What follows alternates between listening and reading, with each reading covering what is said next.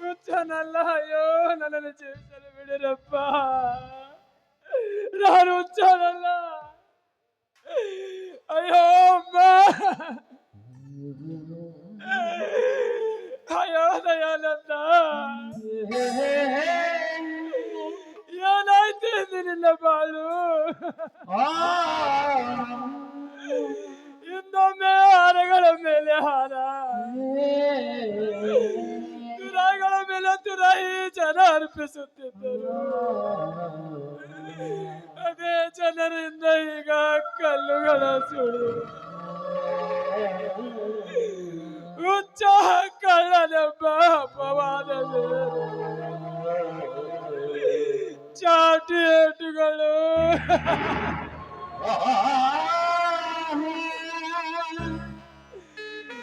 ನಂಬಿ ನನ್ನವರನ್ನು ವರಿಸಬಲ್ಲವಲ್ಲಿ ಯಾರು ಇಲ್ಲ. ನೀನೊಬ್ಬ ಪರದೇಶಿ. ಪರದೇಶಿ ಅಲ್ಲ, ನಾನ್ ಪರದೇಶಿ ಅಲ್ಲ. ನನ್ನಂತವರೇ ಸಮಾಜದಲ್ಲಿ ತುಂಬಾ ಜನರಿದ್ದಾರೆ. ಅವರೇ ನನ್ನ ಬಂಧು ಬಾಂಧವರು. ಅಲ್ಲ, ನಾನು ಪರದೇಶಿ ಅಲ್ಲ, ನಾನೊಬ್ಬ ಹುಚ್ಚ. ನಾನೊಬ್ಬ ಹುಚ್ಚ ಅಲ್ಲ, ನಾನು ಹುಚ್ಚನಲ್ಲ. ಹುಚ್ಚನಾಗಿದ್ದರೆ ಜಗದ ಪರಿವಿಲ್ಲದೆ ಕಲ್ಲು ಮಣ್ಣು ತಿಂದು ಬೆತ್ತಲೆ ಹಾಗೂ ತಿರುಗುತ್ತಿದ್ದೆ. ಅಯ್ಯೋ,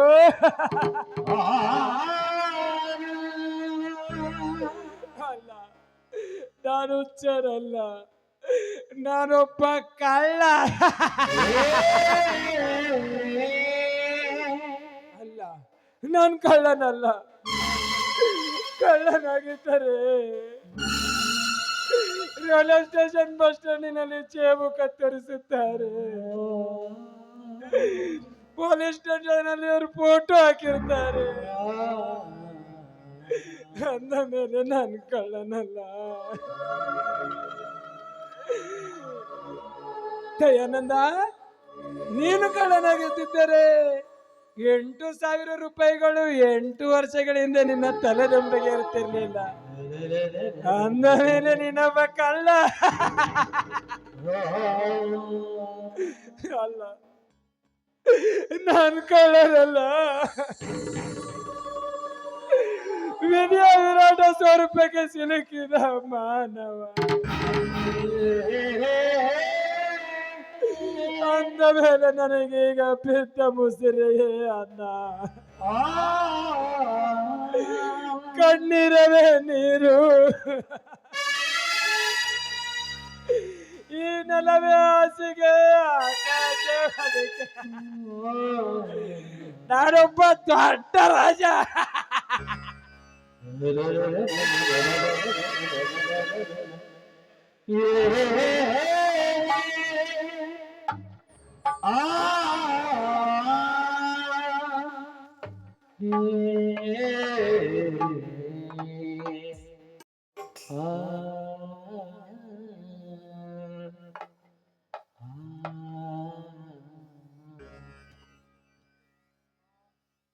ಅಮ್ಮ, ನನಗೆ ತುಂಬಾ ಹೊಟ್ಟೆ ಹಸಿವಾಗುತ್ತಿದೆ. ನಡೆಯಕ್ಕೂ ಕೂಡ ಆಗ್ತಾ ಇಲ್ಲ. ಎಲ್ಲಿಗಂತ ಹೋಗೋದು? ರೇಖಾ, ನಾವು ಮುಟ್ಟುವ ಜಾಗ ಬಹಳಷ್ಟು ದೂರ ಇದೆಯಮ್ಮ. ಬಹು ದೂರ ಇದೆ. ಬಂದ ಕಷ್ಟಗಳನ್ನು ಎದುರಿಸಿ ನಾವು ಮುಟ್ಲೇಬೇಕಮ್ಮ, ಮುಟ್ಲೇಬೇಕು. ನಿನಗೆ ಹಸಿವಾಗಿದೆ ನಮ್ಮ.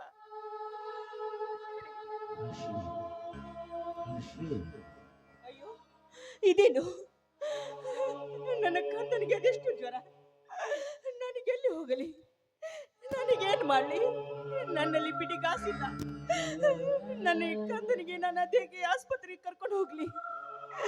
ಅಯ್ಯೋ ದೌನ್ ಮಲಿಕ ಸಾಹೇಬನೇ, ನನ್ನ ಮಗಳನ್ನು ಕಾಪಾಡಮ್ಮ.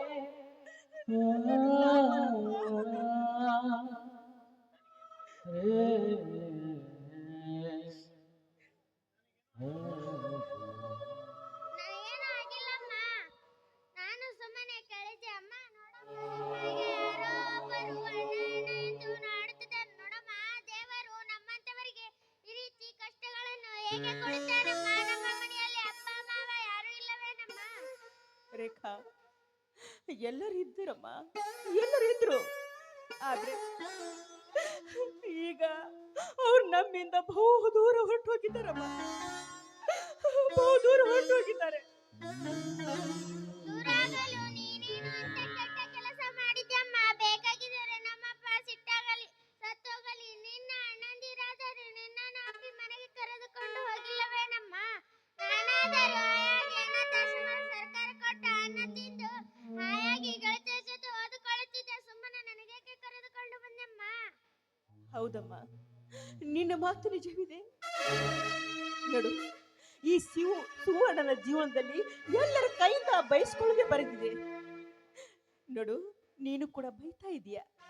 ಅಲ್ಲಮ್ಮ, ಅನ್ನು ಇದರಲ್ಲಿ ತಪ್ಪೇನಿಲ್ಲ, ಇದರಲ್ಲಿ ತಪ್ಪೇನಿಲ್ಲ. ನಾನು ಮಾತಾಡಿದ್ದು ತಪ್ಪಾಯ್ತು ಸಂತಮ್ಮ. ಅಮ್ಮ ನೋಡಮ್ಮ, ಬಿದ್ದು ಉರುಳಾಡುತ್ತಿದ್ದಾನೆ. ಬಿಸಿ ಕುಡಿಸೋಣಪ್ಪ ಅಮ್ಮ. ಹೌದಮ್ಮ, ಹೌದು. ನಡೆ ಹೋಗೋಣ, ಎಬ್ಬಿಸಿ ಏನು ಅಂತ ಕೇಳೋಣ.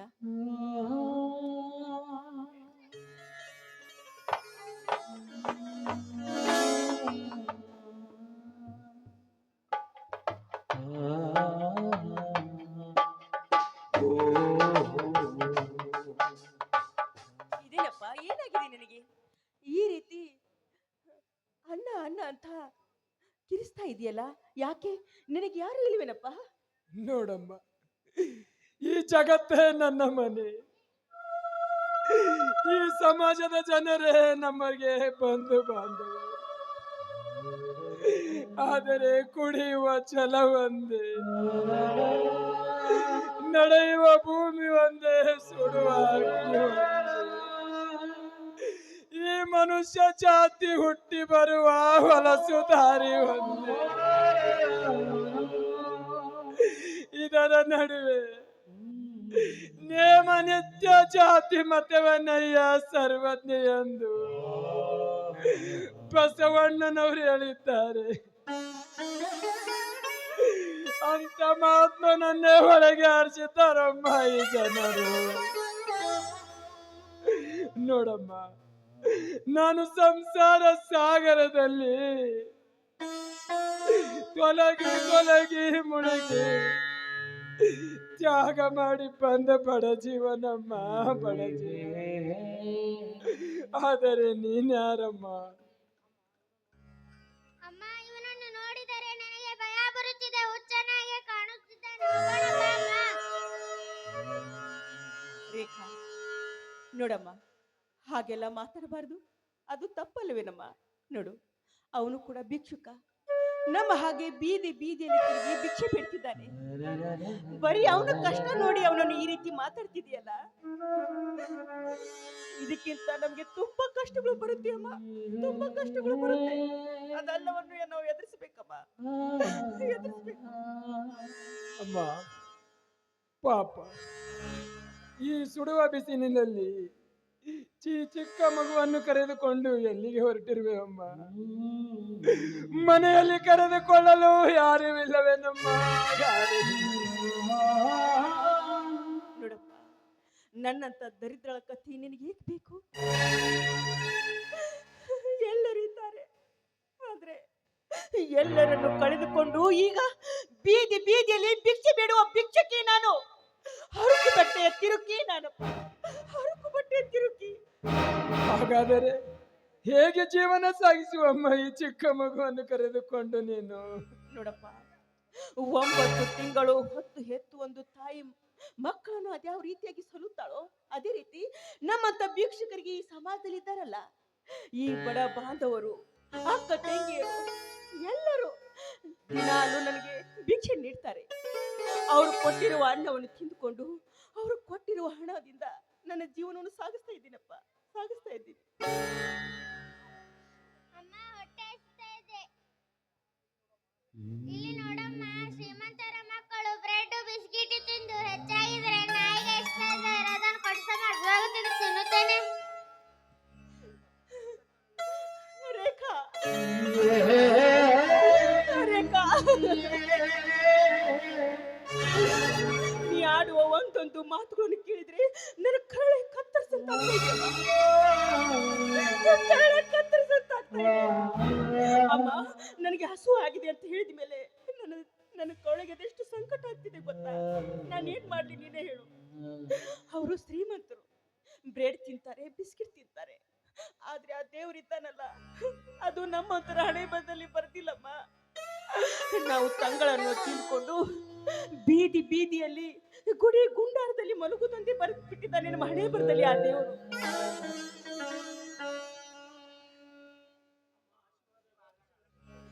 ಅಮ್ಮ ಹಸಿವಾದಾಗ ಅಳಿಸಿದ ಅನ್ನ ತಂಗಳ ರೊಟ್ಟಿ ಚೂರನ್ನು ಮಲ್ಲಮ್ಮನ ಮನೆ ದೇವನಾದ ಮಲ್ಲಿಕಾರ್ಜುನ ಪಂಚಾಮೃತ ಅದನ್ನೇ ಉಂಡು ಸಂತೃಪ್ತಿ ಪಡಲಿಲ್ಲವೇನಮ್ಮ? ಯಾವಾಗಾದರೂ ಉಣ್ಣು ಅನ್ನದ ಮೇಲೆ ಕೋಪಿಸಿಕೊಳ್ಳಬಾರದಮ್ಮ. ಶ್ರೀಮಂತರು ಉಣ್ಣು ಅನ್ನ ಉಡುವ ಬಟ್ಟೆ ನಮಗೆ ಬೇಕಾಗಿದ್ರೆ ಸಿಗುದಿಲ್ಲ. ಅದಕ್ಕೆ ಮಹಾತ್ಮ ಗಾಂಧೀಜಿ ಸ್ವತಃ 103 ಕಾಜಿ ಪಂಚ ಉಟ್ಟು ಜೀವನ ಸಾಗಿಸಲಿಲ್ಲವೇನಮ್ಮ? ಎಂತ ಮುತ್ತಿನಂತ ಮಾತು ಹೇಳಿದೆಯಮ್ಮ. ಯಾರು ಹೇಳಿಕೊಟ್ಟರಮ್ಮ ಈ ಮಾತು ನಿನಗೆ? ಸ್ಕೂಲಲ್ಲಿ ಗುರುಗಳು ಹೇಳಿಲ್ಲವೇನಮ್ಮ? ನನಗೇನ್ ಗೊತ್ತು ಮರಿ, ವಿದ್ಯೆ ಸಾರ ಏನು ಅಂತ ತಿಳಿದ ಮಂಕೆ ನಾನು. ನೋಡಮ್ಮ, ನಾನೊಂದು ಮಾತು ಹೇಳ್ತೀನಿ, ಕೇಳ್ತೀನಮ್ಮ?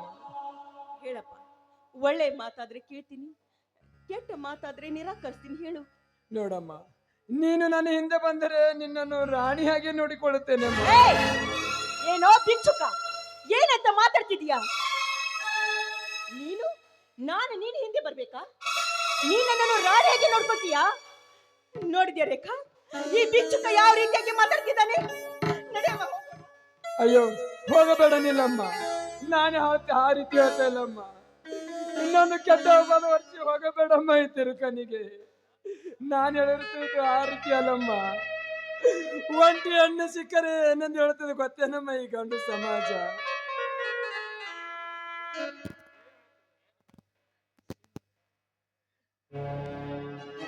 ಏನ್ ಹೇಳ್ತಿದೆಪ್ಪ ಈ ಸಮಾಜ? ನೋಡಮ್ಮ, ನೀನು ಧನಿಕರ ಮನೆಗೆ ಅಪ್ಪ ಹಸಿವಾಗಿದೆ ಎಂದು ಕೇಳಿಕೊಂಡಾಗ, ಏನು ನಿನಗೆ ಹಸಿವಾಗಿದೆ ಅನ್ನ ನೀಡುವೆ ಎಂದು ಹೇಳಿ ನಿಮ್ಮ ಹರಕು ಸೀರೆಯಲ್ಲಿ ಕಾಣುವ ನಿಮ್ಮ ಅಂಗಾಂಗಗಳನ್ನು ನೋಡಿ ಕಾಮಂದರಾಗಿ ಒಳಗೆ ಕರೆದುಕೊಂಡು ಹೋಗಿ ಬಟ್ಟೆ ಕಳಿಸಿ ಶೀಲಾರಣ ಮಾಡಿ ಹೊಟ್ಟೆ ಮುಂದೆ ಮಾಡಿಬಿಡುತ್ತದಮ್ಮ ಈ ಸಮಾಜ. ಆದರೆ ನೀನು ನನ್ನ ಹಿಂದೆ ಬಂದರೆ ನಿನ್ನನ್ನು ಒಡ ಹುಟ್ಟಿದ ಸಹೋದರಿ ಅಂತೆ ನೋಡಿಕೊಳ್ಳುತ್ತೇನಮ್ಮ, ನೋಡಿಕೊಳ್ಳುತ್ತೇನೆ.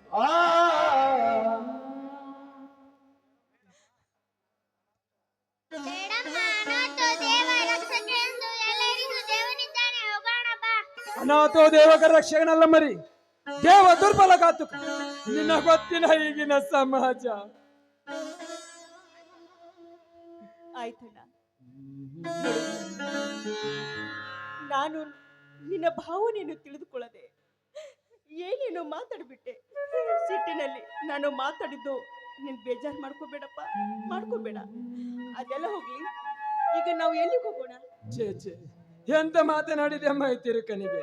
ನೋಡಮ್ಮ, ಅಲ್ಲಿ ದೇವಸ್ಥಾನ ಇದೆಯಲ್ಲಮ್ಮ, ಅಲ್ಲಿ ಹೋಗಿ ಕುಳಿತುಕೊಳ್ಳಿ. ನಾನು ಭಿಕ್ಷೆ ಬೇಡಿ ಹಣವನ್ನು ತರುತ್ತೇನಮ್ಮ. ಮಾವ, ಗಂಡಸರು ಕೈವಡ್ಡಿ ಹಣ ಕೇಳಿದರೆ ಯಾರು ಕೊಡುವುದಿಲ್ಲ. ಈಗಿನ ಕಾಲದಲ್ಲಿ ನನ್ನಂತ ಹುಡುಗಿಯರು ಕುಣಿದರೆ ಕೈ ತುಂಬ ಹಣ ಕೊಡುತ್ತಾರೆ. ನನಗೂ ಸ್ಕೂಲಿನಲ್ಲಿ ಗುರುಗಳು ಹಾಡು ಕಲಿಸಿದ್ದಾರೆ. ನಾನು ನಿನ್ನ ಜೊತೆಗೆ ಡ್ಯಾನ್ಸ್ ಮಾಡ್ತೀನಿ ಮಾವ. ಆಯ್ತಮ್ಮ, ನೀಬ್ಬರು ಹಾಡಿ ಕುಣಿದು ಜನರನ್ನು ಮನರಂಜಿಸಿ. ನಾನು ಭಿಕ್ಷೆ ಬೇಡಿ ಹಣವನ್ನು ತರುತ್ತೇನೆ. ನೋಡು, ನೀವಿಬ್ಬರು ಹಾಡಿ, ನಾನು ನಿಮ್ಮ ಜೊತೆಗೆ ಧ್ವನಿಗೂಡಿಸ್ತೀನಿ.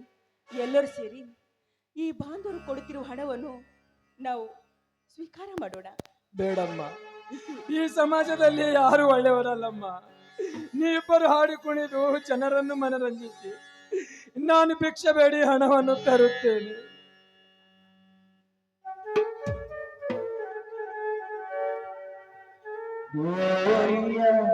ಅಮ್ಮಯ್ಯ ಧರ್ಮನೇ ತಾಯಿಯಂತೆ ಕಾಸರು ನೀಡಿಸುವನೇ, ಕಾಸರು ನೀಡಿಸುವನೇ. ಅಮ್ಮಯ್ಯ ಧರ್ಮ ನೀಡು ಶಿವನೇ ಕಾಸೊಂದು ನೀಡು ಶಿವನೇ ಓಯ್ಯ ಅಮ್ಮಯ್ಯ ಧರ್ಮ ನೀ ತಾಯಿ ತಂದೆ ಕಾಸೊಂದು ನೀಡಿ ನಮಗೆ ಕಾಸೊಂದು ನೀಡಿರಿ ಕಾಸೊಂದು ನೀಡಿರಿ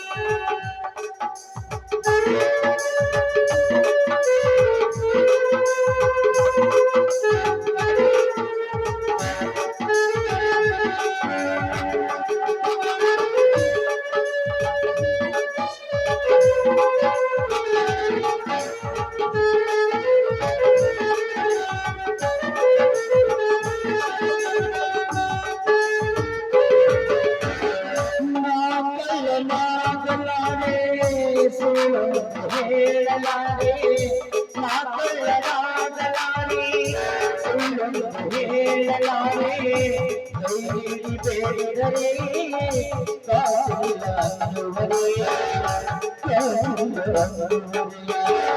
ನಿಮ್ಮಂತ ದಾತರೆ ನಮಗೆಲ್ಲ ಆಸರೆ ನೀವೇ ದೂರಾದರೆ ಗತಿಯಿಲ್ಲವೇ ಓಯ್ಯ ಅಮ್ಮಯ್ಯ ಧರ್ಮ ನೀ ತಾಯಿ ತಂದೆ ಕಾಸೊಂದು ನೀಡಿ ನಮಗೆ ಕಾಸೊಂದು ನೀಡಿರಿ ಕಾಸೊಂದು ನೀಡಿರಿ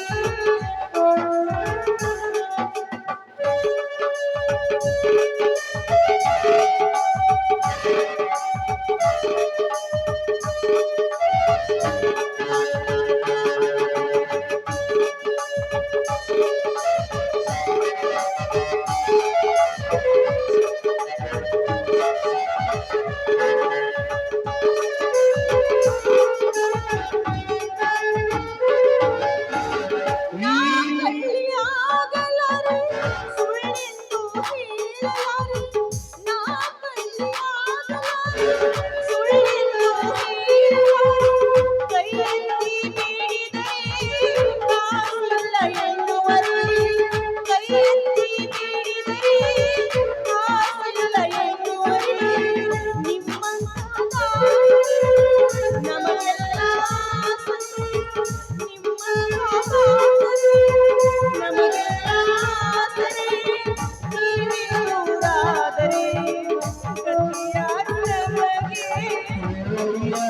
ಅಮ್ಮಯ್ಯ ಧರ್ಮನೇ ತಾಯಿ ತಂದೆ ಕಾಸೊಂದು ನೀಡು ಶಿವನೇ ಕಾಸೊಂದು ನೀಡು ಶಿವನೇ ಕಾಸೊಂದು ನೀಡು ಶಿವನೇ ಕಾಸೊಂದು ನೀಡು ಶಿವನೇ ನೋಡಮ್ಮ, ಈ ಜನರು ನಮ್ಮ ಪರಿಸ್ಥಿತಿ ನೋಡಿ ಎಷ್ಟನ್ನು ತೋರಿದ್ದಾರೆ. ಆಯ್ತಮ್ಮ, ನೀವು ಆ ದೇವಸ್ಥಾನದಲ್ಲಿ ಕುಳಿತುಕೊಳ್ಳಿ, ನಾನು ಪೇಟೆಗೆ ಹೋಗಿ ಅಕ್ಕಿ ಮತ್ತು ಮಗುವಿಗೆ ಬಿಸ್ಕೆಟ್ ತೆಗೆದುಕೊಂಡು ಬರುತ್ತೇನೆ. ಆಯ್ತಲ್ಲ, ನೀನು ಹೇಳಿದಾಗೆ ಆ ದೇವಸ್ಥಾನದಲ್ಲಿ ಹೋಗಿ ಕುಳಿತುಕೊಳ್ತೀವಿ. ನೀನು ಬೇಗನೆ ಬಂದ್ಬಿಡು. ಆಯ್ತಮ್ಮ.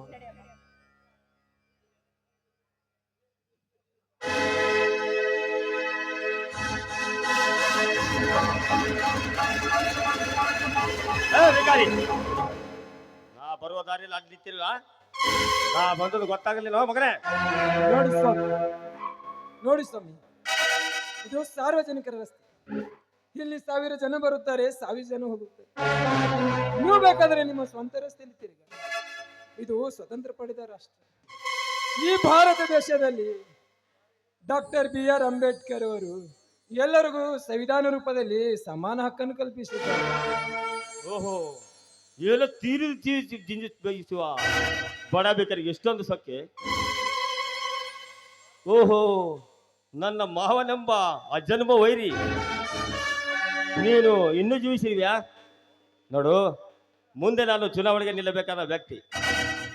ನಿನ್ನಂತವನ ಹಳೆ ಅಂದರೆ ಬರುವ ಹೋಟು ಕೂಡ ಬರ್ಲಿಕ್ಕಿಲ್ಲ. ತೆಗೆದುಕೋ ಹಣ, ಊರು ಬಿಟ್ಟು ಎಲ್ಲರೂ ಹಾಳಾಗಿ ಹೋಗು.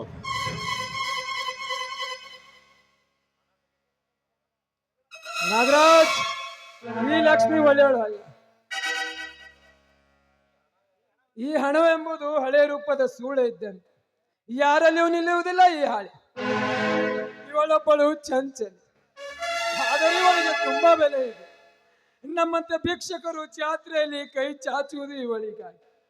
ಮಾನವಂತ ಮಹಿಳೆ ಮತಿಗೆಟ್ಟು ವೈಶ್ಯಾವೃತ್ತಿಗೊಳ್ಳುವುದು ಇವಳಿಗಾಗಿ. ಶ್ರೀಮಂತ ವ್ಯಕ್ತಿಗಳು ಸರ್ಕಾರದ ಕಣ್ಣಿಗೆ ಮಣ್ಣೆರಚಿ ದೋಣೆ ಬೇರೆಯವರು ಮಾಡುವುದು ಇವಳಿಗಾಗಿ. ಕಳ್ಳತನ ಮಾಡುವುದು ಇವಳಿಗಾಗಿ, ಕೊಲೆ ಮಾಡುವುದು ಇವಳಿಗಾಗಿ, ಕೊನೆಗೆ ಜೈಲು ಸೇರೋದು ಇವಳಿಗಾಗಿ. ನಾಗರಾಜ್, ಈ ಲಕ್ಷ್ಮಿ ಒಳ್ಳೆಯವಳಲ್ಲ. ಕೂಡಿಟ್ಟವನನ್ನು ಬಿಟ್ಟು ಕದ್ದವನ ಜೊತೆ ಓಡಿ ಹೋಗುತ್ತಾಳೆ. ಈ ಲಕ್ಷ್ಮಿಯನ್ನು ನಂಬಿದವರು ಯಾರು ಬದುಕಿರಲಾರು. ನಮ್ಗೆ ಎಷ್ಟು ಬೇಕೋ ಅಷ್ಟೇ ಭಿಕ್ಷೆ ಬೇಡಿ ತಿಂದರೂ ಪರವಾಗಿಲ್ಲ. ಇಂಥ ಹೊಲಸು ರೂಪದ ಹಣ ನನಗೆ ಬೇಕಾಗಿಲ್ಲ. ತೆಗೆದುಕೋ ನಿನ್ನ ಪಾಪದ ಹಣ.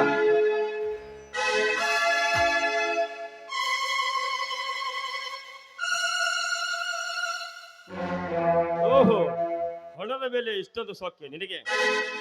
ಒಂದು ದಿನ ಇದೇ ಹಣದಿಂದಲೇ ನಿನ್ನ ಮೃತ್ಯು ತರುತ್ತೇನೆ.